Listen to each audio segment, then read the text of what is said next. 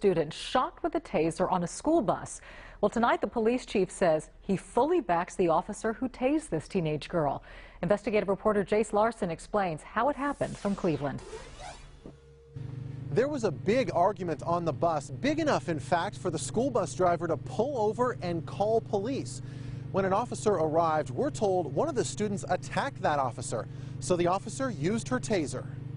She was being very resistant and belligerent from this point. Cleveland School District's Police Chief Rex Evans says the officer tried to calm the student, asking her to come to the front of the bus.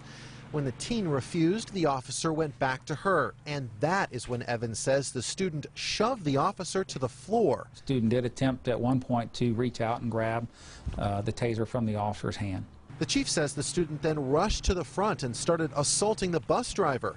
The officer fired her taser. When people first perhaps hear about this, they have a perception of a big, police officer getting on a bus and manhandling a child, and that's just not the case. Did the officer follow policy? Absolutely. Absolutely. There were security cameras on the bus, 2 of them in fact. The police chief tells me that he has reviewed that video, and that's why he is so sure that his officer acted just as she was trained. In Cleveland, Jace Larson, KPRC Local 2. Now, the Cleveland ISD police chief says using a taser was an appropriate use of force in this particular situation. He says in a crowded bus full of students, a taser was much better than using a baton or even pepper spray.